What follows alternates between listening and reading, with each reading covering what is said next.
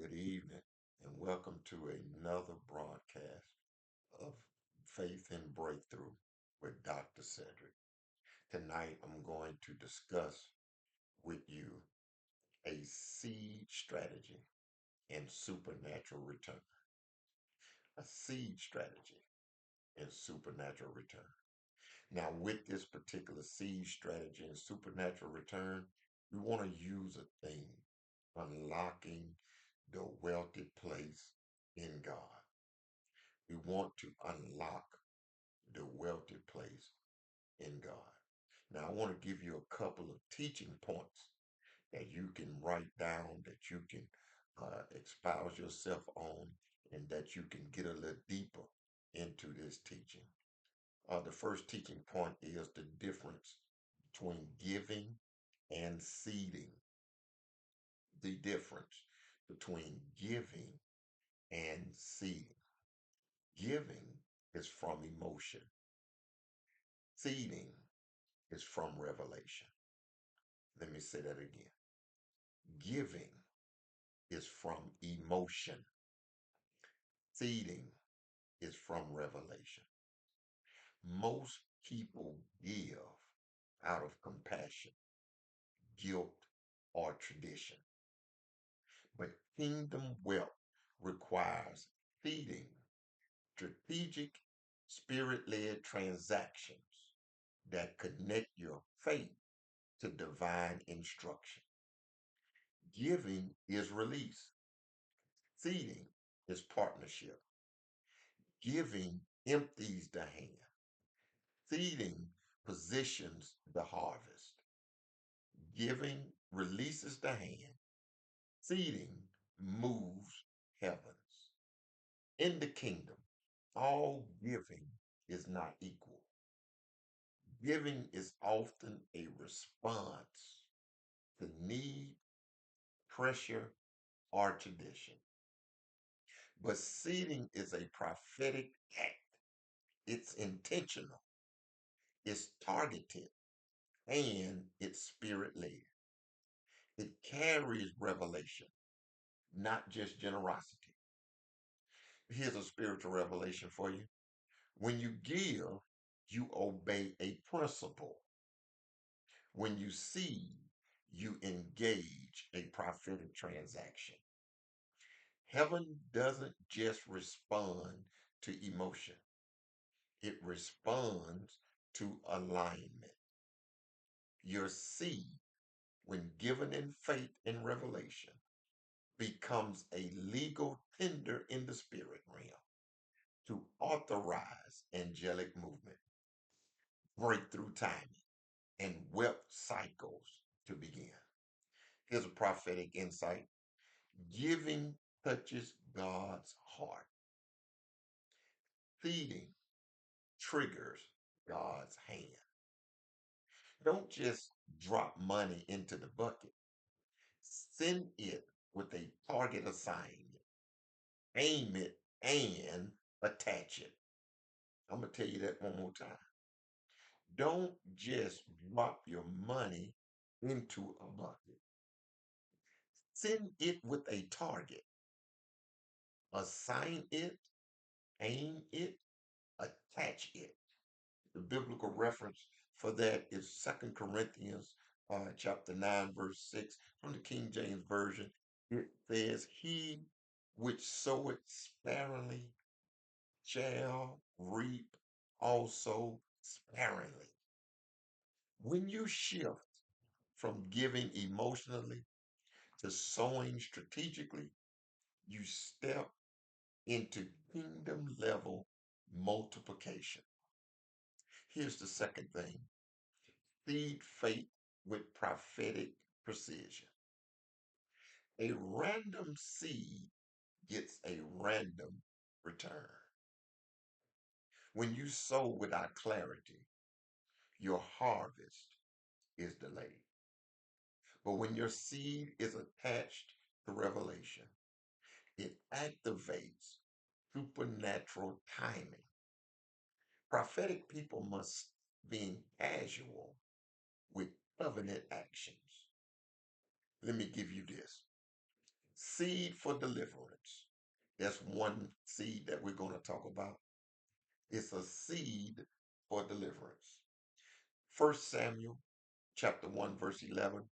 This is where we have Hannah's vow.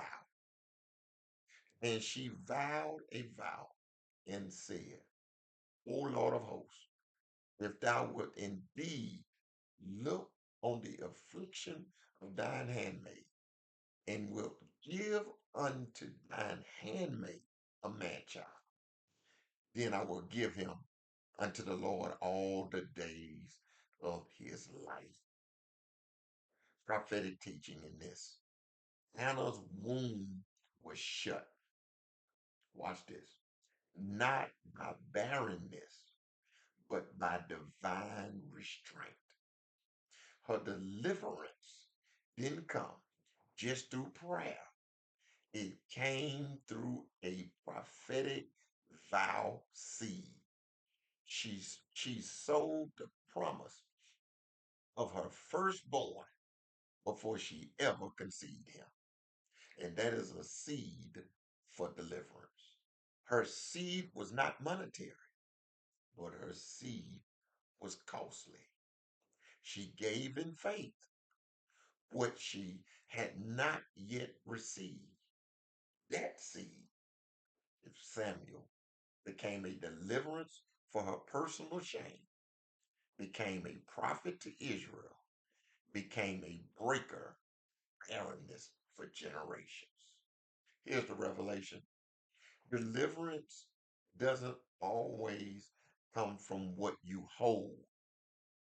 It comes from what you're willing to give even before it shows up. In this moment, Hannah teaches us that vows are prophetic contracts. When you attach a seed to a cry for deliverance, you authorize heaven to intervene with precision and permanence. That is a seed for deliverance. Now I want to introduce you to a seed for territory. Genesis 26 and 12 is when Isaac sowed in the midst of a famine. Here's what it says.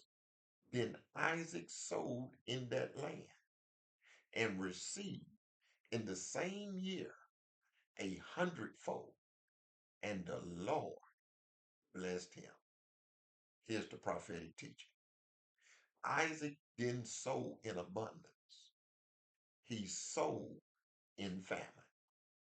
When logic said hold back, fear said retreat, but the land was prophetically his, and seed was the key to unlock it. This was a territorial seed. He wasn't sowing for survival. He was sowing to claim and occupy. God didn't just bless Isaac with provision. He blessed him with ownership. And the man waxed great and became very great, for he had possession of flocks, and the Philistines envied him. You can find that in the same story, text Genesis 26, 13 and 14. Here's the revelation, people of God. The land will not yield until you sow into it.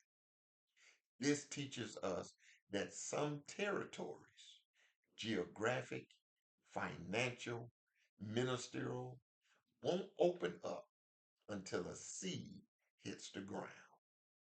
Your next level of visibility, expansion, territory will be unlocked not by networking, but by strategic seeding in hostile seasons. Amen. That is the seed for territory. The third seed is a seed for legacy. This is found in 2 Kings chapter 4. This seed is talking and dealing on the text of the widow's oil.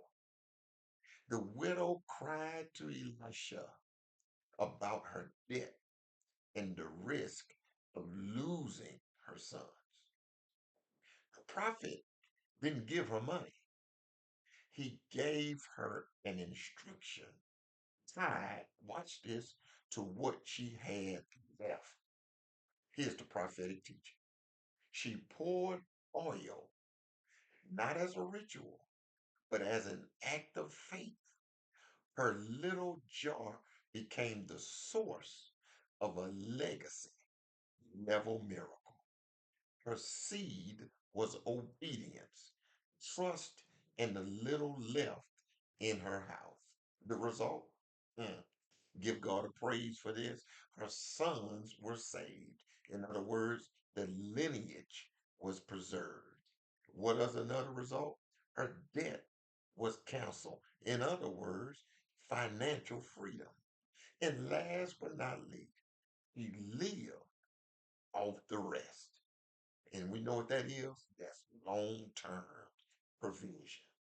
This was not just provision, it was a blueprint for multi generational freedom. Here's the revelation: legacy begins when you and I stop waiting on me and start pouring what we already have. Seeds for legacy don't always look impressive, they often look insignificant. But when poured under prophetic instruction, they multiply beyond one generation. A random seed gets a random harvest. A prophetic seed hits a prophetic moment. Many believers give faithfully, but they sow blindly and then wonder why the harvest doesn't match the hope. Here's the spiritual revelation: seed doesn't just work because it's given, it works when it's aimed. The power, prophetic precision, means you are sowing at the right time. It means you are sowing into the right soil. It means you are sowing with the right assignment. Just as the sons of Issachar understood times and seasons, prophetic sowers must understand the kairos moment, the divine window where your seed interacts or intersects with the divine movement.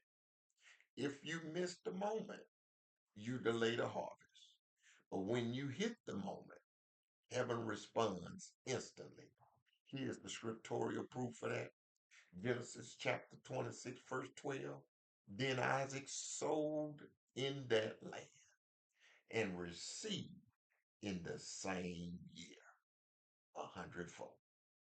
Isaac didn't sow randomly. He sowed during a famine at the instruction of God. That kind of seed was prophetic, not practical.